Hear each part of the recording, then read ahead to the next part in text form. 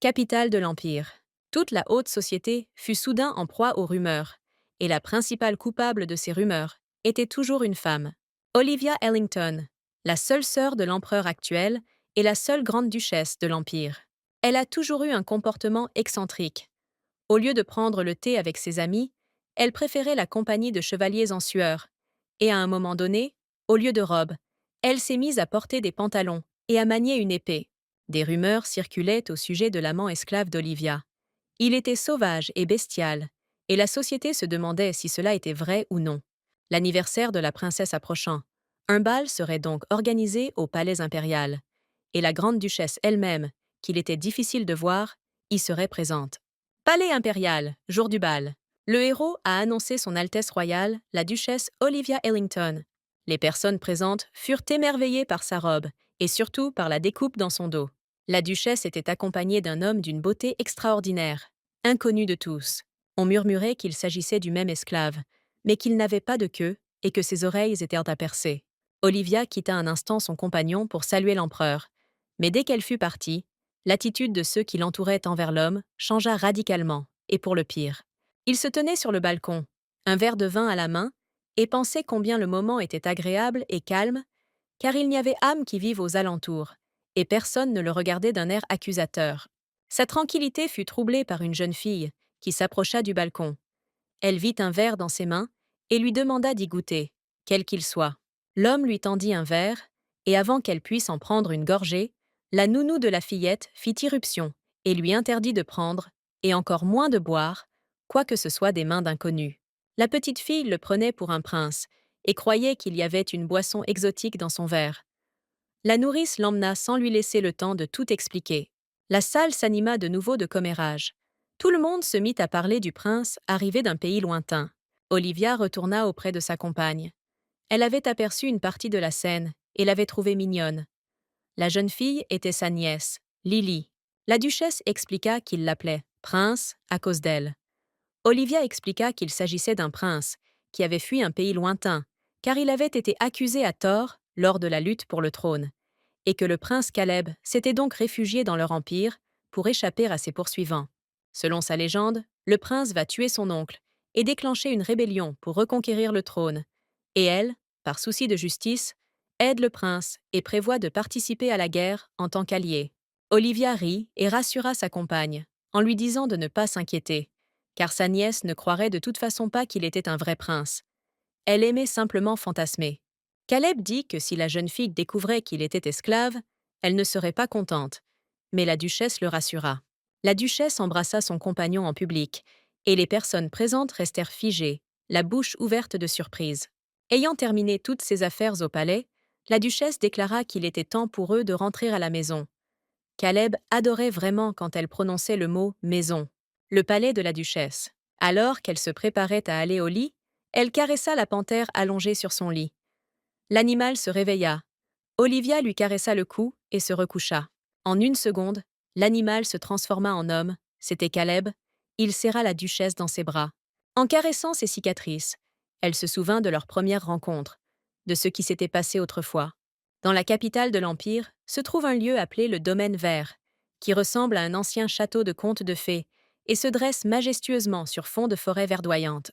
Ce domaine possède l'histoire la plus riche de toutes les demeures de la famille impériale. Il était souvent visité, mais personne n'y a jamais vécu toute sa vie. Ce lieu a appartenu à l'empereur pendant longtemps et n'a eu d'autres propriétaires, à l'exception d'une personne, Olivia Ellington. La duchesse souffrait d'un violent mal de tête depuis le matin et refusait d'appeler un médecin, souhaitant rester seule. Mais son souhait fut interrompu par Milady Scarlett, qui arriva à son palais. Lorsqu'elles se sont rencontrées, les filles se sont enlacées.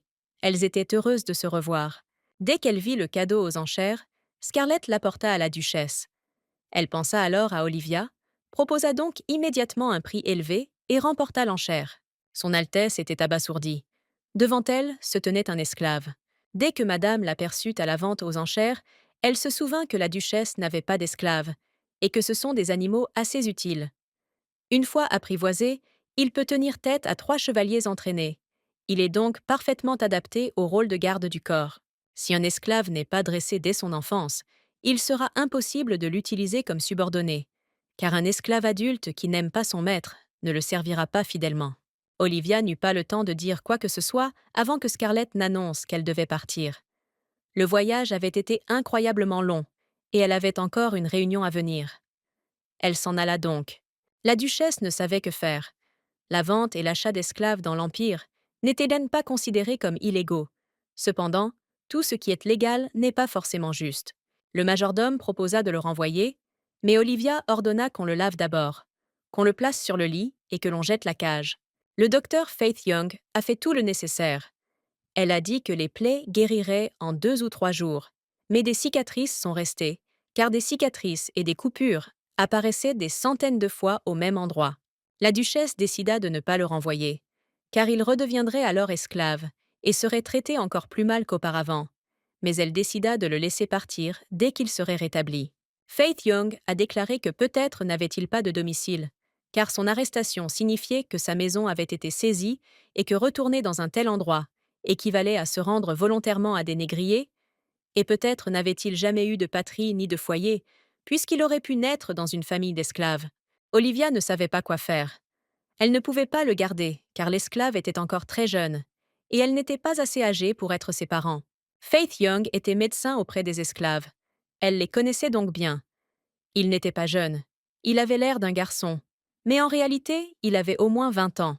La jeune fille n'arrivait pas à croire que ce bébé avait 20 ans.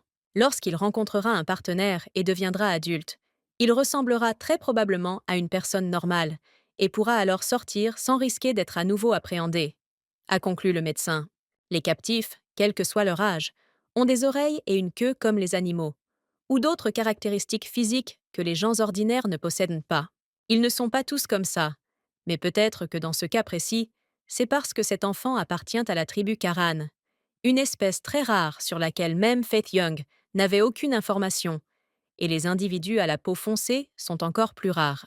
Il se faisait tard et Faith Young devait partir. Elle promit d'essayer de trouver des personnes qui pourraient être protégées et accepter cet esclave. Olivia resta assise toute la nuit au chevet de l'esclave. Le lendemain, le domaine de la duchesse. La pièce était sans dessus-dessous.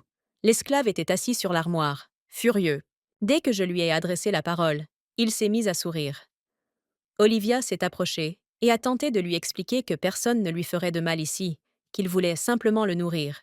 La duchesse poursuivit, en expliquant qu'elle était la maîtresse des lieux et qu'elle n'allait pas le garder comme esclave. Elle avait donc fait venir un médecin pour soigner ses blessures, et, s'il le souhaitait, elle était prête à le laisser partir, s'il venait présenter ses excuses à tout le monde. L'esclave se détourna, s'allongea et empesta l'air de la pièce. Olivia ordonna que l'endroit soit nettoyé et que le nettoyage quotidien se poursuive, mais que l'esclave ne reçoive ni nourriture, ni eau, tant qu'il n'en aurait pas fait la demande. C'est ainsi qu'une petite guerre éclata. L'esclave cassait les meubles, déchirait les rideaux coûteux. Soit il était trop résistant, soit il était têtu de nature, soit peut-être les deux à la fois. Il semait le chaos à chaque heure. Il y avait des traces de sang dans la pièce. Un esclave avait cassé un pot et s'était blessé. Il aurait fallu l'aider, mais il ne laissait personne l'approcher. Il y avait une fenêtre cassée dans le manoir, mais une personne ordinaire n'aurait pas pu faire cela. Les fenêtres du manoir sont en cristal de haute qualité. Elles sont même ensorcelées. Olivia était stupéfaite. Après une telle émeute, l'esclave avait dû dépenser beaucoup d'énergie, et pourtant, il n'avait rien demandé. La duchesse fut informée de la disparition de l'enfant. Elle pensa qu'il se cachait quelque part, car il avait faim et qu'il reviendrait bientôt. Mais il n'avait rien bu depuis 4 jours. Or, si une personne ne boit rien pendant 4 jours, des problèmes de santé peuvent apparaître. Les courtisans cherchèrent l'esclave partout, mais malheureusement, ils ne purent le trouver nulle part. Le majordome et les dames de compagnie s'apprêtaient à partir à sa recherche dans le jardin, lorsque la nuit tomba. Olivia était stupéfaite de leur initiative. Elle commença à penser que l'esclave aurait pu mourir de sa faute et qu'elle n'aurait pas dû écouter le médecin, mais elle le libéra immédiatement pour son bien et le sien. La duchesse courut dans le jardin et se précipita vers l'étang. Un esclave épuisé gisait près du rivage. Il n'avait plus de force. Elle comprit que l'esclave était resté dans la pièce toute la journée et qu'il ne pouvait donc voir que le parc par la fenêtre. Il brisa alors la vitre, sauta dehors et courut chercher de l'eau. Son but était de l'élever, mais elle réalisa qu'elle avait commis une erreur en le privant d'eau et de nourriture, car en matière d'éducation, Des mesures strictes sont appliquées lorsqu'il n'y a pas de menace pour la vie. L'esclave était très léger et maigre. Olivia ne donnait jamais de seconde chance à personne, mais elle lui en accorda non seulement une seconde, mais même une troisième. Le garçon ouvrit les yeux le soir du deuxième jour et remonta sur le placard. On apporta le dîner à la duchesse, qui attendait que l'esclave descende. À la vue de la nourriture, il se jeta dessus et lécha toute l'assiette. Olivia a essayé d'expliquer au garçon que la nourriture se mange assise à table et non dessus, mais il n'a pas écouté et a sauté sur le lit sous la couverture. La jeune fille avait encore beaucoup de chemin à parcourir en termes d'entraînement. Puis l'esclave prit la parole. Pourquoi a-t-il mentionné l'écoutille 3? Elle pensait qu'il ne parlait pas de son nom, mais d'un objet. Mais la jeune fille voulait connaître son nom. Il ne connaissait pas son nom. Il avait été capturé tout petit. Il n'avait pas d'autre nom. Personne ne demandait jamais le nom d'un esclave.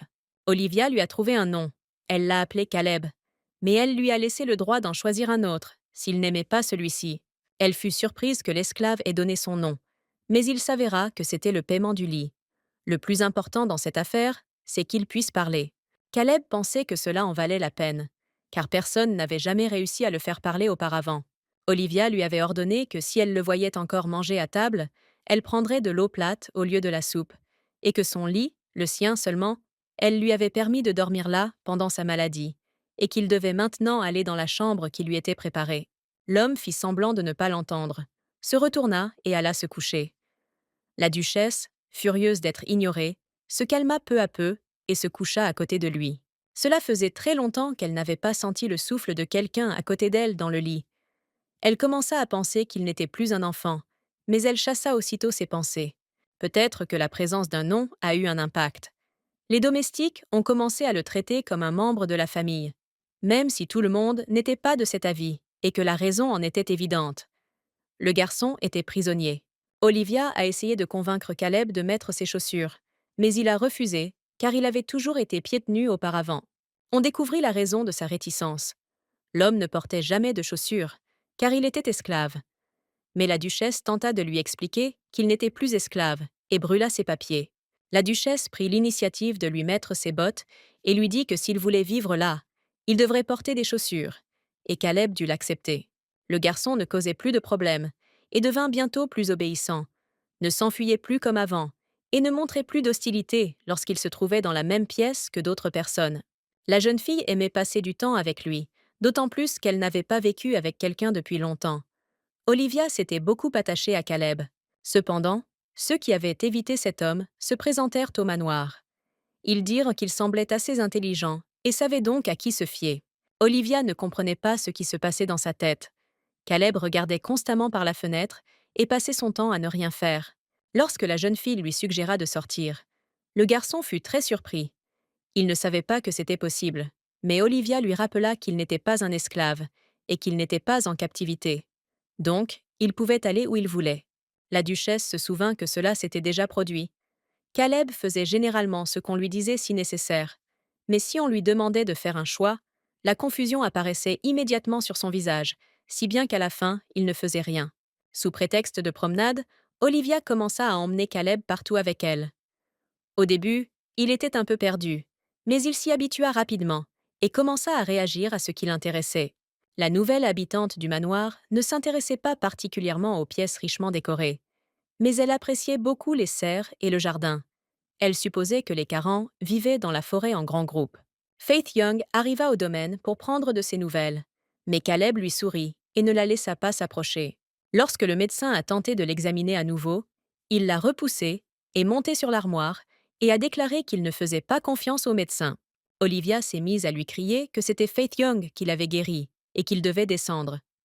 À sa grande surprise, l'homme a obéi et est descendu. Le médecin a dit qu'elle avait trouvé un endroit convenable pour Caleb. Il n'avait qu'à lui dire quand il pourrait arriver et tout serait prêt. La duchesse avait déjà oublié qu'elle avait demandé à lui trouver un endroit, tant elle s'était habituée à lui. Mais d'un autre côté, pour son propre bien, il valait la peine d'envoyer Caleb là où il serait mieux loti. Il ne pouvait pas vivre sous protection en permanence. Il devait être indépendant. Faith Young a examiné le garçon. Il n'y avait aucun problème apparent.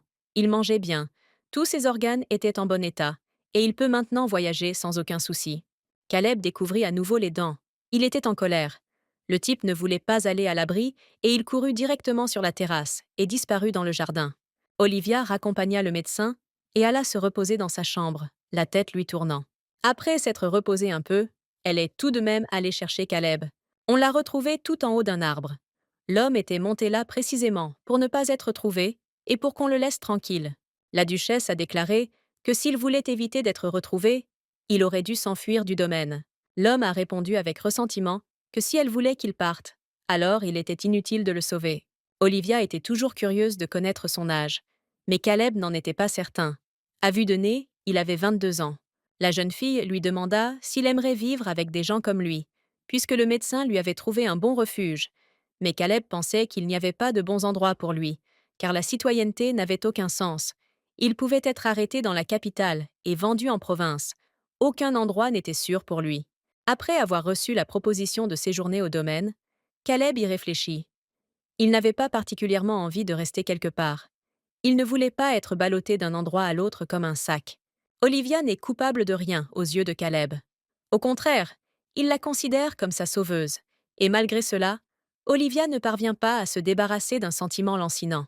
Après réflexion, elle lui dit que s'il le souhaitait, il pouvait rester, mais à condition qu'il lui obéisse. Tous les habitants du domaine lui obéissaient, mais ils n'étaient pas ses esclaves. La duchesse était assise et buvait du thé. La servante lui demanda si Caleb reviendrait. Elle n'en savait rien. Tout dépendait de sa décision. Un homme a fait irruption par la fenêtre, puis il est revenu.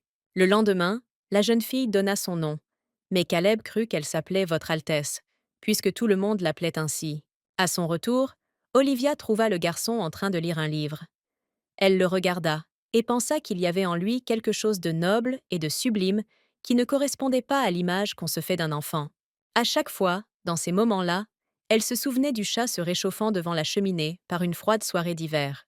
Après que Caleb eut décidé de rester au manoir, ils n'ont jamais manifesté le moindre mécontentement quant à leur nouvelle vie, même s'ils ont eu une dispute une fois, en raison d'un désaccord sur leurs opinions. Le type n'était pas content à cause des shorts. Il pensait que les enfants en portaient, mais lui n'était pas un enfant du tout. Caleb s'en prit à Olivia, furieux qu'elle le prenne pour un enfant. Mais la duchesse était une fille assez forte. Elle le mit à terre et lui ordonna de ne plus jamais la traiter ainsi, puis appela un tailleur qui lui demanda de coudre de nouveaux vêtements pour le garçon. Après cet incident, Caleb n'a plus jamais attaqué la duchesse, et Olivia avait bien du mal à gérer les problèmes liés à l'éducation d'un garçon. Au départ, elle avait l'intention d'engager un professeur particulier, mais son rang élevé ne le lui permettait pas. Olivia Ellington avait été une princesse, et maintenant elle était duchesse. Elle était entourée d'aristocrates, et tous ses professeurs étaient également issus de familles nobles. Malgré les ordres de la princesse, ils étaient aristocrates de naissance et n'auraient jamais enduré une telle humiliation que d'élever une prisonnière. Caleb avait des aptitudes hors du commun. Il a appris l'alphabet en 30 minutes et a appris à lire en une demi-journée. C'était un vrai plaisir d'enseigner à un élève comme lui, qui comprenait tout si vite. L'homme marchait dans le couloir du manoir lorsqu'un serviteur de la duchesse le bouscula dans l'obscurité. Une servante surgit aussitôt et se jeta sur lui en hurlant, exigeant qu'il s'excuse. Après s'être éloigné de Caleb, les sujets commencèrent à murmurer à son sujet. Ils ne comprenaient pas pourquoi la duchesse traitait si bien cet esclave, et ils allèrent devoir le tolérer encore longtemps. En entendant ces rumeurs, Caleb a demandé à Olivia combien de temps il resterait là, mais elle ne l'a pas retenu. Il pouvait partir quand il le voulait. Olivia pensait que Caleb était devenu beaucoup plus obéissant qu'avant, parce qu'elle l'avait apprivoisé et peut-être aussi parce qu'il avait décidé de ne plus lui résister.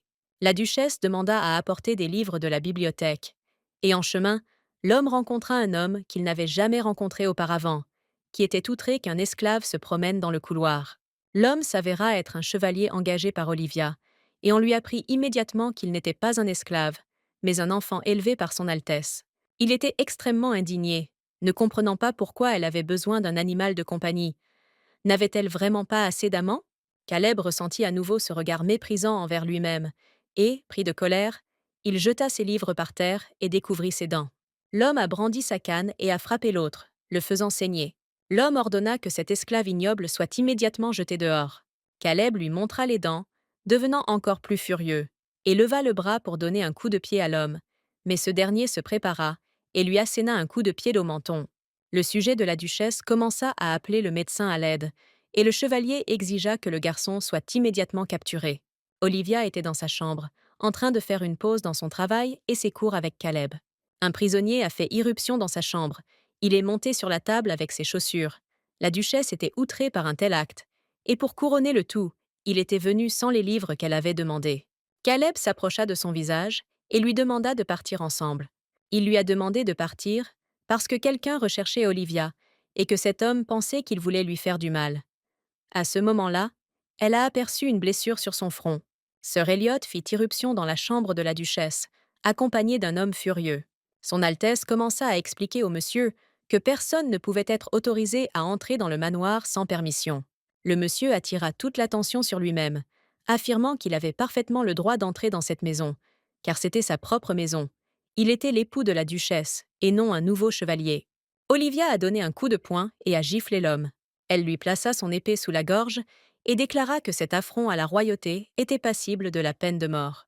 L'homme se mit à crier que Sa Majesté savait qu'il était venu, d'autant plus qu'il était encore l'époux de la duchesse, qu'il n'avait pas apposé son sceau sur le document de divorce et qu'il était toujours membre de la famille royale. La duchesse est restée imperturbable. Elle a murmuré à l'homme que le jour où elle lui avait envoyé les papiers du divorce, leur relation était terminée et que son sceau n'avait plus aucune valeur. Olivia a menacé de couper le doigt de son mari, mais ces menaces ne l'ont pas effrayée. Il n'avait aucune intention de céder et n'acceptait pas sa décision de divorcer. Son Altesse a averti que s'il touchait encore une fois à quoi que ce soit dans sa maison, elle lui couperait non seulement un doigt, mais tous ses membres et les enterrerait dans la porcherie. Olivia regarda son ex-mari Raymond avec un profond mépris, et celui-ci ne put dire un mot. Tout ce qu'il put faire fut de sortir difficilement une sorte de boîte et de la poser bruyamment sur la table. Il a disparu si vite, comme s'il essayait de s'échapper, qu'il était inutile de regarder ce qu'il y avait là. Il s'agissait très probablement d'une lettre de divorce sans cachet. La duchesse avertit Sir Elliot que si un tel incident se reproduisait, elle lui retirerait l'épée non pas de son fourreau, mais de la gorge. La jeune fille appela Caleb et il la suivit. Elle commença à soigner sa blessure en loignant, et la blessure guérit très rapidement. Caleb ignorait que la duchesse avait un mari, mais elle le rassura en lui disant qu'il n'y avait pas lieu de s'inquiéter, qu'ils ne vivaient ne plus comme un couple marié depuis longtemps. Mais le jeune homme ne comprenait pas alors pourquoi cette dame l'avait épousé. Olivia avait entendu dire que les captifs, selon leur espèce, vivaient avec un seul partenaire toute leur vie. C'est pourquoi Caleb était curieux de savoir pourquoi elle ne se mariait pas par amour. La duchesse expliqua que parmi ceux qui lui avaient fait une demande en mariage, il était le plus pauvre et que sa mère avait choisi Raymond, parce qu'elle pensait que si Olivia avait un homme incompétent à ses côtés, elle s'efforcerait de le contrôler. Pendant un instant, le visage d'Olivia parut incroyablement vide. Sa mère voulait que la jeune fille s'habille de couleurs vives, porte des robes et danse au bal, qu'elle pense aux coiffures et aux enfants, comme les autres filles. Olivia adorait les épées depuis son enfance. Elle avait vaincu son frère à l'âge de 7 ans. Si l'occasion se présentait de démontrer son talent, elle ne la laissait pas passer. De plus, elle avait du pouvoir, car elle entretenait des relations amicales avec des chevaliers. Cependant, pour sa mère, cela ressemblait à un plan visant à s'emparer du trône avec l'aide d'une armée. Pour redorer son blason, Olivia devait divorcer de Raymond et se remarier. Mais le divorce était impossible, car il nécessitait l'autorisation de l'empereur, à laquelle ce dernier s'opposait. Si Olivia avait réellement des ambitions de trône, elle aurait divorcé de Raymond et exprimé son intention d'épouser un homme de pouvoir. Alors, des aristocrates influents l'auraient suivie, et la jeune femme aurait demandé le divorce après être devenue impératrice. La duchesse ne voulait rien de tout cela. Si elle perdait, elle risquait l'exil ou la mort. Et si elle gagnait, elle devrait vivre toute sa vie avec prudence. Heureusement, en cas de décès de l'empereur en fonction, un divorce peut être obtenu sans son sceau. Aussi, dès le décès de ses parents, elle a-t-elle immédiatement rédigé un décret de divorce. Elle l'avait envoyé à Raymond il y a longtemps. Il était resté plutôt silencieux. Puis il était apparu soudainement. La duchesse n'aurait jamais imaginé qu'il ferait une chose pareille. Le souverain actuel de l'Empire n'était pas du côté de sa sœur, mais de celui de Raymond.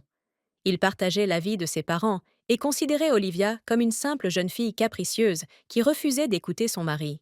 Et Raymond, à ses yeux, ressemblait à un pauvre mari qui avait la vie dure à cause de sa femme égoïste et impolie. En général, telle était leur situation. Caleb ne savait pas quoi dire. La duchesse lui demanda si, lorsqu'il lui avait dit qu'il devait enfuir, il voulait vraiment la protéger de Raymond. L'homme se souvint de son passé et déclara que ceux qui s'introduisent par effraction dans une maison ne peuvent avoir de bonnes intentions. La duchesse expliqua que ceux qui veulent lui faire du mal n'entrent généralement pas par la porte d'entrée. Ils escaladent la clôture, cassent les fenêtres ou ajoutent secrètement du poison à sa nourriture. Elle a assuré à Caleb qu'il n'avait rien à craindre, car elle veillerait à sa sécurité. Le type s'est mis en colère. Il ne le pensait pas comme ça. Mais au contraire, il avait peur pour Olivia. Olivia a reconnu que Caleb était rapide et agile, mais qu'il avait été kidnappé 4 fois, malgré tous ses efforts pour s'échapper.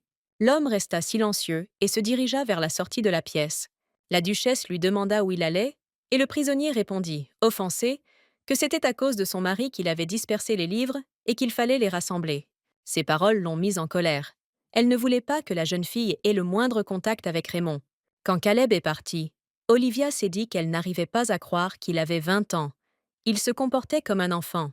Il n'avait jamais aimé le fait de ne pas avoir encore grandi, mais quelque chose avait changé depuis son arrivée au domaine. Caleb décida que si Raymond revenait ici, il ferait regretter ses paroles à Olivia. La duchesse emmena le garçon avec elle en ville. Elle l'invita à aller quelque part, mais il était désemparé. Après que Raymond eut semé le chaos dans la propriété, ni Olivia ni Caleb n'ont plus jamais prononcé son nom. Le mari de la duchesse lui-même, dont le doigt avait presque été coupé, ne réapparut jamais, et Caleb, qui attendait sa visite pour diverses raisons, dut tout oublier à cause des études qui lui étaient désormais confiées. Son Altesse a tendu au jeune homme un morceau de papier avec un texte et lui a demandé de le mémoriser. Il contenait l'adresse de Louise. Louise était l'une des rares anciennes prisonnières à avoir obtenu la citoyenneté, et elle dirigeait un refuge où elle aidait d'autres prisonniers sans abri.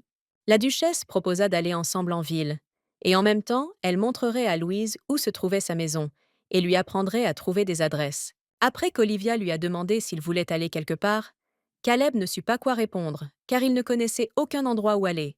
Dès qu'ils furent montés dans la calèche, la duchesse eut l'impression que l'homme ne s'intéressait à rien, que ce soit à cause de son caractère indifférent ou à cause des conditions dans lesquelles il a grandi. Quoi qu'il en soit, elle ne pouvait pas le forcer. Olivia leur a ordonné de la suivre et de regarder autour d'eux, tout en leur montrant comment chercher une maison par adresse. Caleb avait l'impression que quelqu'un l'observait. Il a percuté une femme et sa casquette s'est envolée. Le garçon se mit aussitôt à cacher ses oreilles, craignant d'être remarqué, et la vieille femme commença à s'excuser de ne pas l'avoir vue à cause de sa mauvaise vue. Caleb attrapa sa casquette et la rabattit sur sa tête, et les passants semblèrent ignorer ses oreilles.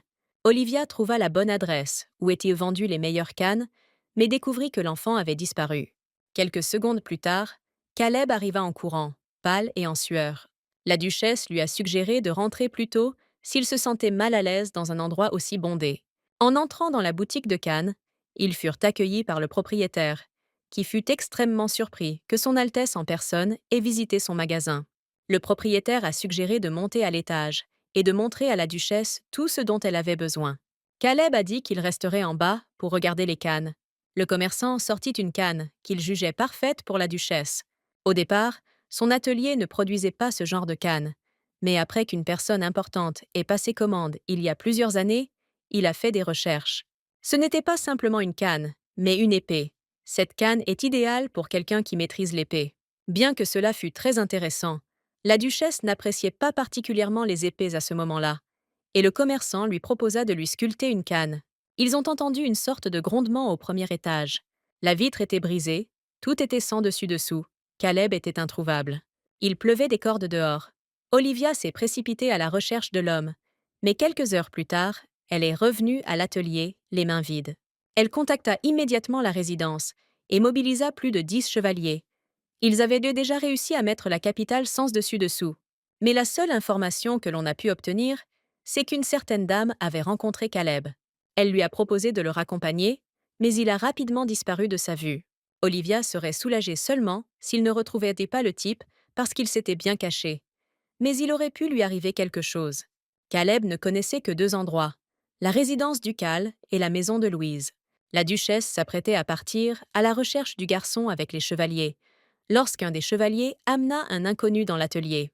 Elle a saisi l'inconnu et lui a demandé où il se trouvait, le grand-père de l'enfant. Il resta silencieux et n'avait aucune intention de dire quoi que ce soit. Olivia l'a frappé avec une telle force que l'homme s'est mis à saigner. L'étranger se montra immédiatement plus coopératif. Il déclara qu'il ignorait que le garçon avait un propriétaire, qu'il avait reçu un ordre et qu'il l'avait saisi, mais que l'enfant s'était enfui. Son Altesse a ordonné que tous les complices soient capturés, sans laisser personne derrière et sans se soucier de leurs membres, l'essentiel étant que leur langue soit intacte. Olivia partit à la recherche de Caleb, essayant de comprendre où il avait bien pu aller. Le dernier endroit auquel elle pensait était le parc, car Caleb avait l'habitude de grimper en hauteur en cas de danger. Elle trouva un endroit d'où, d'en haut, elle pouvait voir les armoiries ducales sur la calèche qui retournait à la résidence. Caleb dormait tout en haut de l'arbre, quand Olivia l'a appelé pour lui demander de descendre et de rentrer à la maison. Elle lui a assuré que les salauds qui voulaient l'emmener avaient été capturés et qu'il était désormais en sécurité. Caleb disait qu'il ne serait jamais en sécurité parce qu'il était né ainsi et que, où qu'il aille, ce serait pareil. Olivia s'est rendu compte que lorsque Caleb a décidé de rester chez elle, il a évité les endroits bondés dès le départ, mais elle l'a quand même entraîné en ville avec elle, croyant que rien ne se passerait près d'elle. L'homme tenta de rassurer la duchesse, en lui disant qu'elle n'était pas responsable de ce qui s'était passé, car les esclaves n'étaient que des marchandises, et personne ne se souciait de savoir s'ils avaient une famille, une citoyenneté ou un propriétaire. Seul l'argent comptait. C'est pourquoi ceux qui achètent des esclaves les gardent dans un cachot sans fenêtre, ni porte jusqu'à leur majorité, afin que personne ne puisse voler leurs marchandises. Cependant, Caleb ne grandit pas, et par conséquent, même s'il allait chez Louise, rien ne changerait, et il passerait le reste de ses jours à végéter dans sa maison, incapable de partir. L'homme a avoué qu'à chaque fois qu'il s'enfuyait, il réfléchissait à l'endroit où se cacher le plus loin possible. Mais cette fois-ci, il a pensé à la maison de la duchesse. Elle lui a dit qu'il n'y avait rien de mal à avoir un endroit où revenir, et qu'il pouvait aller et venir quand il le souhaitait. Caleb ne voulait pas partir, mais Olivia n'allait pas le poursuivre. Cependant, si quelque chose lui arrivait, il devrait trouver sa propre voie dans la vie. L'homme était furieux. Il ne comptait pas vivre sans la duchesse, et si elle mourait dans son manoir, il voulait être enterré à ses côtés. Olivia se souvenait des paroles du médecin, selon lesquelles la tribu Karaé vivait par instinct et restait sous forme d'enfant, jusqu'à ce qu'elle rencontre son partenaire. Mais qu'après avoir grandi, elle restait avec son élu pour toujours et mouraient ensemble. Il était important pour Caleb de savoir s'il pouvait encore espérer pour Olivia. Elle fit semblant de ne pas entendre sa question et lui demanda de rentrer chez lui. Olivia essaya d'expliquer à Caleb qu'un jour son corps grandirait, que cela se produirait lorsqu'il rencontrerait son âme sœur, et que, dans ce cas, cette fille deviendrait sa famille. Il descendit de l'arbre et décida de se rendre à la résidence avec la duchesse. Dès qu'ils furent montés dans la calèche, Caleb s'endormit. Arrivé au manoir, Olivia commença à le réveiller et découvrit qu'il avait une forte fièvre. Prenant Caleb dans ses bras, elle ordonna au majordome d'appeler immédiatement un médecin. Après l'annonce de la disparition de Caleb, l'humeur des domestiques fut chaotique toute la journée. Aussi, en voyant son état, les personnes présentes dans le manoir ne purent cacher leurs sentiments partagés. Personne ne pouvait dire de quelle maladie il souffrait, alors ils décidèrent de commencer par faire baisser sa température. Olivia resta assise au chevet de Caleb toute la nuit. Il délira jusqu'au matin. Malgré tous les médicaments prescrits par le médecin, l'état du garçon continua de se détériorer rapidement. Et lorsque minuit passa, il hurla de douleur. Un cercle vicieux sans fin. L'enfant reprend conscience un instant, regarde devant lui, puis replonge dans les ténèbres, bien que beaucoup de temps se soit écoulé, mais aucune nouvelle n'est parvenue de la personne envoyée à Faith Young. Pendant ce temps, la fièvre de Caleb empirait, et chaque fois qu'il se touchait le corps, il avait l'impression de toucher un fer rouge. Olivia était furieuse. Les médicaments ne faisaient aucun effet. Le médecin était impuissant. Il restait là, les bras levés au ciel. Le médecin a expliqué à la duchesse que même si la température baissait, l'enfant pourrait ne plus jamais pouvoir parler, voire devenir idiot. Dans certains cas, un handicap paralysant le corps pouvait survenir. Il était difficile de le dire avec certitude. Son Altesse se sentait responsable de tout, car c'était elle qui avait traîné l'enfant en ville, qui ne voulait aller nulle part. Et une fois retrouvée avec lui hors de la résidence, elle n'avait pas été capable de le protéger correctement. Olivia décida de raconter à Caleb une histoire de sa vie, comment un jour, enfant, elle était allée au marché, n'ayant jamais auparavant mis les pieds hors du palais impérial. L'ambiance était joyeuse et conviviale, et la princesse appréciait que l'atmosphère soit complètement différente de celle d'un événement mondain. Un chat errant suivait Olivia, et elle s'apprêtait à passer son chemin. Mais son amie emmena le chat dans une ruelle déserte et partagea avec lui la nourriture qu'elle avait sur elle. Pendant qu'elle nourrissait le chat, mon amie m'a dit qu'elle était très inquiète pour lui, car il pourrait tomber malade ou mourir de faim si on le laissait sans surveillance. La princesse déclara alors qu'elle l'emmènerait avec elle. Elle ne voulait pas faire mauvaise figure aux yeux de sa seule amie. Ce chat s'appelait Caleb, et depuis son arrivée, l'amie d'Olivia vient plus souvent lui rendre visite. Et quand elle n'est pas là, elle se sent moins seule, car le chat est à proximité. Cependant, au bout d'un an environ, Caleb commença à refuser de s'alimenter. La princesse pensa qu'il n'avait pas d'appétit à cause de la chaleur extérieure. Alors elle l'emmena à table avec elle, car le chat avait toujours manifesté de l'intérêt pour la nourriture humaine.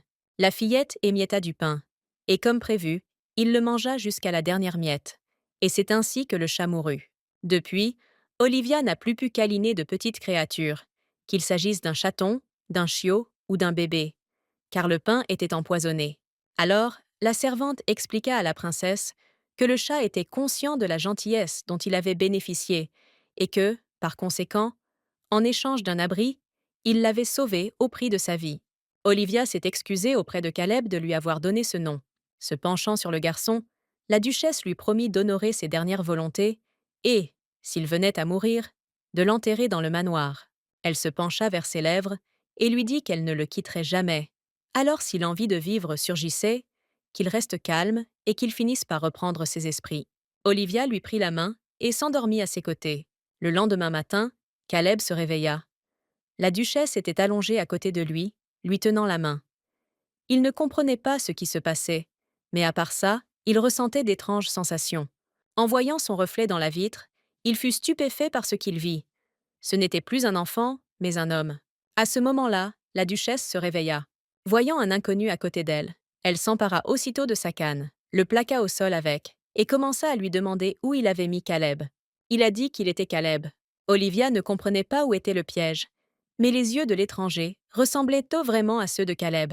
Quelqu'un à la porte annonça l'arrivée de mademoiselle Faith Young. La duchesse, distraite, profita de l'occasion pour lui arracher sa canne des mains. Faith Young et le majordome entrèrent dans la pièce et restèrent figés par ce qu'ils virent. Le médecin a immédiatement compris qu'il s'agissait de Caleb. À ce moment-là, Olivia se souvint de quelque chose. Un esclave n'atteint la puberté que lorsqu'il trouve son âme sœur. Après avoir examiné Caleb, le médecin a conclu qu'il n'y avait aucun problème physique et que la fièvre avait baissé. Un silence pesant régnait dans la pièce. Faith Young décida qu'il était temps pour elle de partir, sinon le malaise persisterait. La duchesse a appelé le médecin pour discuter. Elle avait besoin de savoir comment cela avait pu se produire. Mais Faith Young était tout aussi choquée que la duchesse. Olivia n'arrivait pas à y croire. Elle a même supposé que l'étranger avait kidnappé Caleb et qu'il s'agissait d'un homme adulte qui lui ressemblait beaucoup. Mais le médecin a refusé de la prendre en charge, car l'homme avait les mêmes cicatrices dans le dos. Faith Young a expliqué à la duchesse que, même si les choses avaient pris une tournure inattendue, elle n'était plus tenue responsable du garçon, puisque ce n'était pas la faute d'Olivia s'il était tombé amoureux d'elle. Après la déclaration d'amour de Raymond, c'était la deuxième fois qu'elle entendait quelque chose d'aussi terrifiant. La femme a demandé si Olivia n'aimait pas être autant aimée, mais là n'était pas la question. Jusqu'à aujourd'hui, il n'était qu'un petit garçon. Faith Young a réaffirmé qu'elle n'avait pas à être tenue responsable de ce qui s'était passé. Ses oreilles et sa queue avaient disparu. Il n'était donc plus différent d'un humain. Et vu comment il avait immobilisé la duchesse d'une seule main, il était très fort. La femme a déclaré que même si elle laissait Caleb nu au milieu de la place centrale, personne n'aurait l'idée de l'enlever. Elle pensait qu'en sortant avec un homme par pitié, une femme ne faisait qu'empirer les choses pour elle-même. Olivia commença à chercher des excuses. Ce n'était peut-être pas du tout de sa faute, mais le stress était intense. Bien que rare, des cas d'esclaves Karan, se trouvant au bord de la mort et grandissant soudainement avant de rencontrer leur âme sœur, ont été recensés, a déclaré Faith Young. Olivia bondit de son siège et cria que le garçon avait été récemment traumatisé après l'échec de la tentative d'enlèvement. Alors d'où venait cette fièvre amoureuse? Le médecin suggéra de poser la question à Caleb lui-même, et la duchesse trouverait alors les réponses à toutes ces questions. Olivia décida qu'il lui était impossible d'éviter la personne avec qui elle vivait sous le même toit, et, comme si de rien n'était, elle retourna auprès de Caleb. Le bruit des couverts qui raclèrent l'assiette l'irritait, mais elle resta assise calmement. Cependant, comparé à ce qu'il était enfant, les progrès étaient clairement visibles. Bref, Caleb apprend assez vite, et mis à part le bruit de la vaisselle qui s'entrechoque, son apparence générale est plutôt bonne. Caleb se portait plutôt bien jusqu'à hier, mais aujourd'hui, chacun de ses mouvements de main était gracieux. C'est peut-être parce que les mouvements qui étaient difficiles en raison de la courte longueur de ses bras sont maintenant beaucoup plus faciles pour lui. Prenant conscience de cela, la duchesse eut l'impression que Caleb était devenu un peu plus étranger et distant. Même si elle le fixait de tous ses yeux, elle aurait bien du mal à trouver quoi que ce soit qui lui rappelle le vieux Caleb. En le voyant, Olivia sentit son cœur se serrer. Elle décida de finir son repas d'abord et se leva de table. Alors qu'elle se dirigeait vers la sortie, Caleb l'arrêta en lui prenant la main. Olivia lui retira brusquement la main et lui dit de continuer à dîner pendant qu'elle montait dans sa chambre. Tout en prenant son bain, elle pensait qu'elle ne parvenait pas à calmer son cœur agité. La nuit dernière, Olivia s'est préparée à toute éventualité concernant Caleb. Quel que soit le résultat, elle était déterminée à faire son devoir envers lui. Cependant, Caleb n'est ni mort ni devenu invalide. Il a simplement grandi, choisissant une âme sœur avec laquelle il est prêt à passer le reste de sa vie. Maintenant que Caleb est en bonne santé et qu'il a le corps qu'il désirait, on peut dire sans exagérer que c'est une fin heureuse. Cependant, elle ne comprenait pas pourquoi la simple pensée de devoir le revoir la bouleversait autant. Olivia savait parfaitement qu'elle ne pouvait pas éviter de rencontrer Caleb tout le temps. Elle se moquait d'elle-même et du garçon, essayant de trouver en lui au moins quelque chose qui rappelait l'enfant qu'il avait été. Elle se reprochait de ne pas avoir été une bonne gardienne, ni une protectrice fiable. La duchesse n'arrivait pas à dormir, et, le cœur lourd, elle sortit se promener dans le jardin. Mais l'air frais ne parvint pas à apaiser ses pensées. Olivia entendit des bruits de pas. À une heure aussi tardive, il ne devrait y avoir personne dans le jardin. Une bête sauvage gigantesque surgit des buissons, et la duchesse s'était déjà résignée à l'idée qu'elle allait mourir sous ses griffes. Elle voulait s'enfuir, mais ses jambes ne lui obéissaient plus, et elle ne pouvait même pas se lever. La bête s'assit en face d'elle. Alors qu'il posait sa tête sur ses genoux, la duchesse comprit qu'il s'agissait de Caleb. La fourrure qui recouvrait tout son corps était si noire qu'elle semblait avoir absorbé toute l'obscurité de la nuit, mais en même temps soyeuse et brillante. Olivia lui a demandé s'il était capable de changer d'apparence de cette façon, parce qu'il était devenu adulte, et s'il pouvait faire autre chose. La bête secoua la tête. La duchesse ne comprenait pas. Cela signifie soit qu'il ne peut plus rien faire, soit qu'il ne le sait pas encore lui-même. Elle rit, et l'idée lui vint de chevaucher une bête, comme dans un conte de fées pour enfants. Caleb fronça les sourcils, mais Olivia expliqua qu'elle n'allait pas le traiter comme un cheval. C'était juste une histoire qui lui était venue à l'esprit. Elle décida de le défier, et lui dit qu'elle n'était pas sûre qu'il soit assez fort pour porter quelqu'un sur son dos. La bête invita la duchesse à s'asseoir sur son dos. Avec un bonheur enfantin dans les yeux, elle grimpa sur son dos. Olivia se sentait comme dans un conte de fées de son enfance. Au moment où elle allait descendre, Caleb courut aussi vite qu'il le put, ignorant son cri. Caleb l'emmena au cœur du jardin boisé de la résidence, un endroit où la duchesse n'était jamais venue. Le garçon se transforma de nouveau en humain et embrassa Olivia. Ils s'embrassèrent longuement à la faveur de la nuit, au clair de lune et entourés de lucioles. Après le baiser, Olivia ne dit pas un mot. Elle se contenta de regarder d'un air pensif et de réfléchir à ce qu'elle venait de faire. Caleb ne comprenait pas ce que signifiait son expression, ni si elle regrettait ce qui s'était passé. Finalement, elle se tourna vers le garçon et lui demanda de la conduire dans sa chambre à la résidence. Une fois dans la chambre, la duchesse remercia la bête et celle-ci s'allongea à côté de son lit. La duchesse, lui caressant la tête, décida de lui dire que puisqu'il était devenu si grand, il n'avait plus besoin de son aide. Caleb découvrit les dents. Il était en colère. Se corrigea aussitôt Olivia. Elle voulait dire qu'il était désormais peu probable qu'une quelconque menace puisse lui nuire. Avant qu'elle aurait pu terminer sa phrase, la bête reprit forme humaine. L'homme lui prit la main, mais la duchesse l'arrêta et lui demanda de s'habiller avant de parler. Lorsqu'il s'est rhabillé et est revenu, elle ne pouvait détacher son regard de lui, et il lui semblait que tout ce qui se passait n'était pas réel. Olivia avait beaucoup de questions, notamment sur la façon dont il parvenait à se transformer d'humain en animal, et vice-versa, mais Caleb lui-même ne connaissait pas la réponse à cette question. La duchesse s'inquiétait de ce qu'il allait faire désormais. car, en tant qu'adulte, il pouvait vivre paisiblement même seul, et aller où bon lui semblait. Caleb la regarda et fit semblant de ne pas comprendre la question. Olivia espérait s'être trompée, car elle était totalement inapte à être l'autre moitié du cœur de Caleb. Il en conclut que la duchesse disait tout cela exprès, car il ne lui convenait pas. Olivia commença à le rassurer, en lui disant que ce n'était absolument pas le cas. Après la transformation de Caleb, les gens n'arrêtèrent pas de regarder dans sa direction. Apparemment, le problème ne venait pas du tout de ses oreilles et de sa queue. Il se sentait déprimé, et il lui semblait que la raison résidait ailleurs. La duchesse lui a avoué que tout le monde le regardait parce qu'il était beau, et qu'il tournait en rond parce qu'il voulait lui parler. Même lorsqu'il était enfant, Caleb attirait déjà l'attention des autres, et maintenant que ce si bel enfant est devenu un jeune homme merveilleux, il est peu probable que quiconque puisse résister à l'envie de le regarder. Le garçon avait des cheveux brillants, une peau soyeuse, des doigts longs et fins, des traits du visage bien définis et des sourcils épais au-dessus d'yeux dorés qui ressemblaient à des pierres précieuses. Il ne faisait pas confiance à Olivia. Il pensait que tout le monde, y compris elle, le trouvait horrible et effrayant. Caleb était en colère.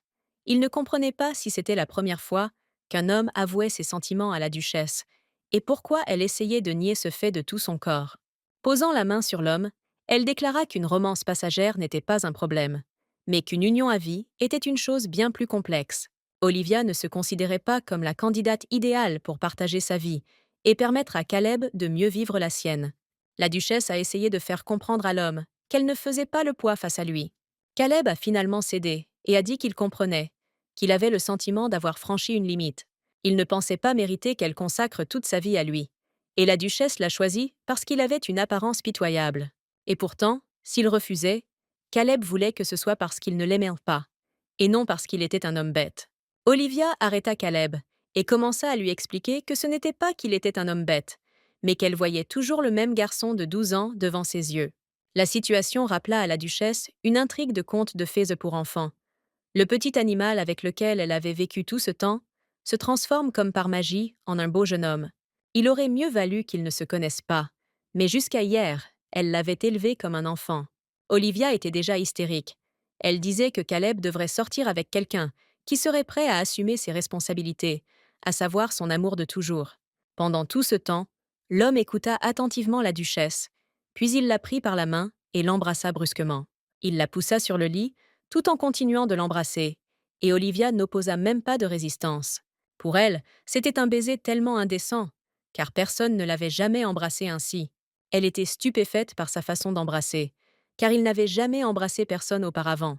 Olivia l'interrompit un instant, lui faisant remarquer qu'il n'était attiré par elle que parce qu'elle l'avait sauvé, et que si Caleb avait été un noble représentant de l'aristocratie, alors il l'aurait apprécié.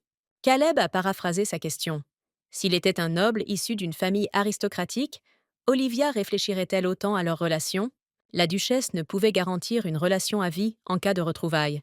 Caleb était en colère. Il avait l'impression qu'Olivia le considérait comme une aventure d'un soir. Il l'a surprise. Il s'avère que les gens se trompent parfois, et que des couples comme Caleb peuvent aussi se séparer. Il n'y avait qu'un seul changement pour lui. Si Caleb était là, il pourrait penser à Olivia tout en étant proche d'elle. Mais s'il partait, il devrait le faire de loin. C'est ce qui l'inquiétait, car il semblait à la duchesse qu'au lieu de souffrir d'une passion à sens unique, il vaudrait mieux rencontrer quelqu'un qui partagerait ses sentiments. Mais Caleb avait déjà pris sa décision finale et ne voulait rien entendre de tel. Il a saisi le visage d'Olivia et a déclaré que si sa décision détruisait réellement sa vie, il le ferait de ses propres mains, et que la duchesse ne devait pas être tenue responsable de son choix. L'homme s'intéressait à la façon dont son Altesse gérait tous ces nombreux hommes. Sa philosophie était simple. S'il y avait une étincelle, elle couchait avec eux. Sinon, elle les ignorait. Caleb lui a permis de faire de même avec lui. Il suffit qu'Olivia prononce un mot, et l'homme partira immédiatement, même s'il doit le faire sur le champ. Olivia ne répondit pas, et Caleb n'eut pas besoin d'attendre sa réponse, car tous deux étaient sans perdus dans leur propre monde, à l'écoute de la respiration de l'autre. Après ce qui s'est passé la nuit dernière, Olivia a longuement réfléchi et a finalement pris une décision. Premièrement, rester au lit. Le fait qu'Olivia soit restée alitée après que Caleb ait provoqué des troubles parmi les domestiques, qui commencèrent à murmurer à propos du début d'une épidémie à cause de Caleb, qui avait été infecté l'autre jour. Effrayée par ces rumeurs, Le médecin traitant de la duchesse se rendit dans ses appartements pour procéder à un examen. Finalement, il a aidé son Altesse à dissimuler sa maladie simulée en disant à tous les domestiques qu'elle était légèrement fatiguée. Elle était contente de pouvoir être seule pendant un certain temps. Caleb entra dans sa chambre et lui demanda de veiller sur la duchesse pendant sa maladie. Et maintenant, ils étaient allongés ensemble dans le même lit. Olivia a fait semblant d'être malade parce qu'elle avait honte de voir Caleb, mais finalement, il ne l'a pas quittée de toute la journée. Elle avait beau claquer la langue, en disant que seuls les imbéciles sans discernement s'enivreraient et coucheraient avec un inconnu, ses actes de la nuit dernière étaient 100 fois pires. Même si la duchesse n'était pas complètement ivre et que ce n'était pas un inconnu allongé à côté d'elle, l'excuse qu'elle a trouvée était vraiment absurde. Bien qu'ils aient passé la nuit ensemble, ils n'ont rien fait de spécial. Ils se sont simplement endormis enlacés, comme dans une sorte de jeu d'enfant.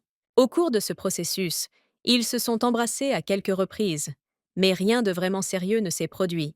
Olivia a demandé à Caleb de se lever un instant et d'aller manger quelque chose, mais il a refusé. Elle était en colère parce que c'était à cause de lui qu'elle avait fait semblant d'être malade.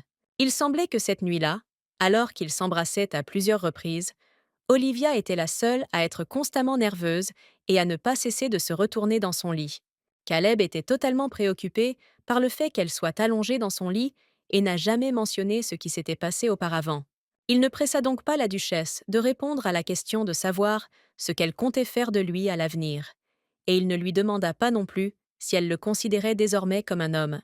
Ses pensées n'occupaient que l'esprit d'Olivia. Aussi dut-elle elle-même apporter les touches finales à la toile. Mais son Altesse n'était pas encore prête à donner une réponse. Le commandant de l'ordre de chevalerie, Kyle, frappa à la porte. Il avait un rapport urgent. Ceux qu'ils ont capturés étaient un groupe de mercenaires ordinaires, qui traquaient les esclaves fugitifs. Et c'est la maison de commerce Calton qui achète ces esclaves. La duchesse ne comprenait pas comment un mercenaire pouvait si facilement, d'un seul coup d'œil à un esclave errant seul, comprendre immédiatement s'il s'était enfui ou s'il exécutait une mission sur les ordres de son maître. En parcourant la région à la recherche d'esclaves fugitifs, ils attrapent d'abord tous ceux qu'ils croisent, et si un problème survient après la capture, les mercenaires inventent immédiatement des excuses, pensant qu'il s'agit d'un esclave en fuite. Cependant, ils décidèrent de mettre à exécution ce projet, non pas en périphérie, mais en plein cœur de la capitale, même s'ils avaient aperçu son Altesse avec Caleb. Ils ont dit qu'un membre de la noblesse les traitait avec condescendance. Le commandant ne put dire de qui il s'agissait, mais à en juger par les rumeurs et les circonstances, cela aurait pu être l'un des ducs. Contrairement à Olivia, qui a reçu le titre de grande duchesse, mais qui n'est connue que pour être la sœur cadette de l'empereur. Chacune des 3 familles ducales, qui ont connu l'ascension et la chute de l'Empire, détenait un pouvoir réel énorme. La duchesse s'intéressait à la taille de la maison de commerce Calton. Comme les aristocrates constituaient sa principale clientèle, il disposait de vastes réseaux et l'ampleur de son aide financière était indéniable. Personne dans la région ne pouvait s'entendre avec lui. Olivia a envisagé de donner l'ordre de les arrêter, mais il n'y avait aucun prétexte puisqu'il n'avait enfreint aucune loi. Son Altesse aurait pu ordonner à l'ordre de chevalerie d'agir, en utilisant Caleb comme prétexte. Mais maintenant que rien ne s'était produit, si Olivia se rendait à la maison de commerce de Calton avec les chevaliers, il rejetterait immédiatement toute la faute sur les mercenaires, qui avaient tenté l'enlèvement. De plus, avant même qu'elle puisse entreprendre quoi que ce soit concernant la maison de commerce, elle subira évidemment des pressions de la part de la famille ducale et des autres nobles qui en sont les protecteurs. Si la duchesse entre en conflit avec l'une des familles ducales, il ne fait aucun doute que l'empereur restera les bras croisés. Pour recourir à l'ordre de chevalerie, il fallait trouver un prétexte susceptible de convaincre l'empereur, mais Olivia ignorait même si un tel prétexte existait. Son Altesse comprenait que si la maison de Calton était éradiquée, d'autres maisons suivraient, puisque la traite des esclaves était légalisée dans l'Empire. Le plus important était qu'elle n'avait pas le droit de vote. Avec son titre de grande duchesse, elle pouvait jouer le rôle de conseillère auprès de l'empereur. Mais la règle qui lui était prescrite était de ne pas s'immiscer dans la politique. La duchesse laissa partir le commandant un moment. Elle avait besoin de temps pour réfléchir. Olivia ne savait pas quoi faire des trafiquants d'esclaves. Si elle ne voulait pas s'impliquer, elle pouvait simplement tuer le type dans le cachot et en finir. Mais compte tenu de ce que Caleb avait vécu, elle voulait au moins les chasser de la capitale. Son Altesse a jugé préférable de ne pas révéler à Caleb qu'elle avait capturé le chasseur d'esclaves, car cela aurait pu aggraver son traumatisme. Olivia entra dans la chambre de Caleb, où il lisait ses manuels scolaires pour passer le temps. Maintenant qu'il était devenu un grand garçon, il n'avait plus besoin de surveillance pour apprendre. Caleb tendit la main à Olivia et l'attira vers lui, la faisant asseoir sur ses genoux. Elle se mit à l'insulter sur le ton de la plaisanterie, disant que personne n'osait lui faire ça. Il l'attira encore plus près et l'embrassa. Bien que Caleb fût plutôt doué pour embrasser, Olivia résistait, car elle craignait que quelqu'un ne le remarque. L'homme la rassurait, en lui disant que si quelqu'un venait, il la préviendrait. Olivia devait absolument corriger le fait qu'elle était incapable de résister à sa tentation. Après avoir rassemblé ses idées, elle décida néanmoins de tout lui raconter concernant le chasseur qui avait tenté de le capturer. Le chasseur se trouvait dans le donjon souterrain du manoir. La duchesse découvrit à quelle organisation il appartenait. Il aurait été plus simple de le tuer, mais elle voulait connaître l'avis de Caleb à ce sujet. Le type ne comprenait pas pourquoi elle lui racontait tout ça. Olivia expliqua que si elle le tuait, ce serait la fin de l'histoire, mais que si elle continuait d'agir, au mieux, elle ne ferait que détruire le petit groupe de mercenaires auquel il appartenait. Elle ne pouvait pas arrêter tous les trafiquants d'êtres humains, car cela aurait nécessité de changer la loi, et Olivia n'en avait pas la capacité. Elle avait peu de soutien, et de nombreux nouveaux ennemis pouvaient surgir. Punir les mercenaires était sa vengeance personnelle, qu'elle pouvait gérer seule. La duchesse promit à Caleb que s'il exprimait un tel désir, elle essaierait de trouver un moyen de le réaliser. À ce moment précis, elle réalisa qu'elle avait dit une bêtise, car par ses paroles, elle se mettait elle-même dans une impasse. Caleb a demandé que tout cela soit pris en charge, de manière à ne causer aucun problème à Olivia. Elle lui prit la main et le rassura, en lui disant qu'il ne devait pas s'inquiéter pour elle, qu'il valait mieux qu'il dise ce que son cœur voulait. Avant toute chose, il voulait mettre en prison tous ceux qui achetaient et vendaient des esclaves. Ensuite, droguer-les jusqu'à ce que chaque cellule nerveuse soit détruite, puis arrêter de les droguer. Ensuite, jetez-leur le seul couteau, en disant qu'ils leur donneront de la drogue en échange du doigt coupé. Caleb continuait ainsi jusqu'à ce qu'il ne leur reste plus ni bras ni jambes. Puis il jetait leur corps dans le feu pour qu'ils brûlent vifs. Même un tel individu n'était pas répugnant pour la duchesse. Il lui a demandé si elle pouvait se débarrasser du groupe. Olivia lui a pris le visage entre ses mains et a dit que s'il le voulait, elle le ferait. Caleb souhaitait se débarrasser du groupe, espérant que cette action lui permettrait de sauver au moins un homme bête comme lui. Son Altesse avait une autre question. Si un noble d'Aplodin se retrouvait soudainement entre les mains d'un homme, mais qu'on ignorait s'il faisait le commerce d'esclaves ou non, Caleb voudrait-il le tuer? Il a embrassé la main d'Olivia et a déclaré que lorsqu'il avait appris qu'elle était originaire d'Apelodin, il avait décidé de rester dans le manoir pour la tuer. La duchesse retira sa main. Caleb rit. C'était une plaisanterie, puisqu'il avait pris la décision de rester alors qu'il était encore enfant. S'il laissait rester, c'est parce qu'Olivia ne s'intéressait pas à lui.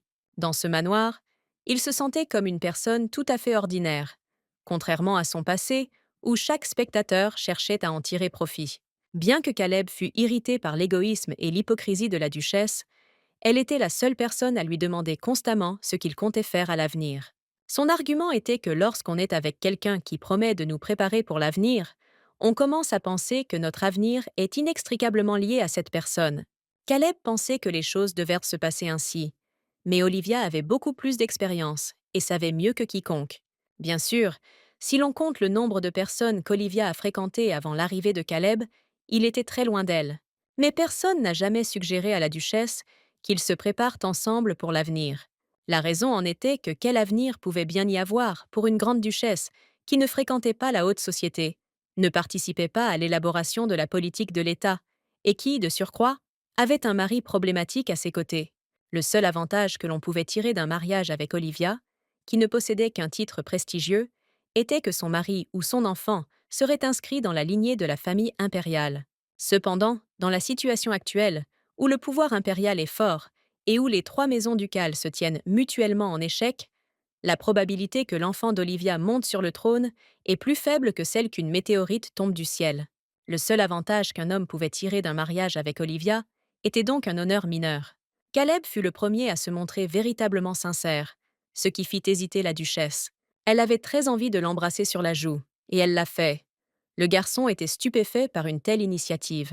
Elle a minimisé ses actes en riant, affirmant que tous les membres d'une famille ont le droit de s'embrasser sur la joue en signe d'éloge, ce qu'elle a fait.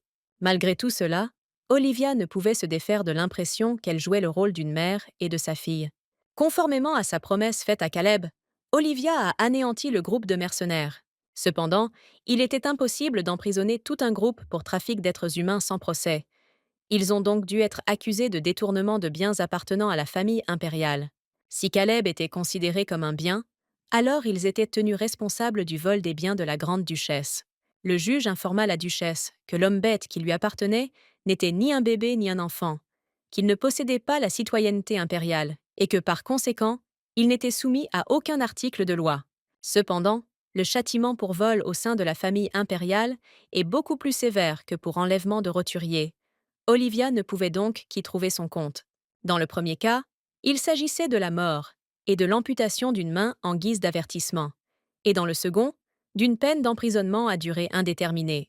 Olivia était furieuse que ceux qui avaient tenté d'enlever Caleb soient accusés de vol, et non de coups et blessures. La duchesse pensait qu'il serait offensé par ses paroles, mais l'homme était amusé par le fait qu'il était considéré comme une propriété. Olivia n'arrivait pas à savoir si Caleb était réellement amusé d'être traité comme un objet, ou s'il faisait semblant. Caleb se consolait à l'idée que ces gens seraient punis de toute façon, et il n'en attendait pas plus. Olivia craignait que le fait que cet homme soit toujours dans la résidence signifie qu'il ne pouvait pas quitter les lieux à cause d'elle. Il a admis que c'était effectivement le cas. La duchesse pensait que, parce qu'il était confiné entre quatre murs à cause d'elle, de la haine envers elle pourrait naître dans le cœur de Caleb. L'homme a demandé si Olivia était prête à partir avec lui. Son Altesse fut surprise par cette question. Le temps passé ensemble passa si vite qu'Olivia ne remarqua même pas comment ils étaient arrivés à la rivière. Caleb commença à enlever ses chaussures. Puisqu'il avait décidé de traverser la rivière, la duchesse décida elle aussi d'enlever ses chaussures. Mais avant qu'elle ne puisse le faire, l'homme la saisit dans ses bras. D'ordinaire, on ne pouvait pas qualifier Caleb d'homme doux et gentil, même pour plaisanter. Il avait toujours une expression indifférente et une voix basse. Et de plus, il ne se gênait pas toujours pour taquiner Olivia. De plus, son sarcasme et sa jubilation allaient parfois si loin qu'elle commençait à se demander s'il avait réellement des sentiments pour la duchesse. Et il pouvait aussi faire la première chose qui lui passait par la tête sans hésiter, comme par exemple maintenant. Mais il arrive aussi que, de temps à autre, Caleb lance à Olivia un regard doux, ou la touche tendrement et timidement. Il la toucha et lui demanda de l'embrasser. Olivia l'embrassa simplement sur les lèvres et se recula aussitôt. Ce n'était pas ce à quoi Caleb s'attendait. L'homme regarda Olivia et pensa que, par moments, tout ce qui se passait semblait être le fruit de son imagination. Chaque soir, Caleb pensait qu'au lever du soleil, tout disparaîtrait comme par magie.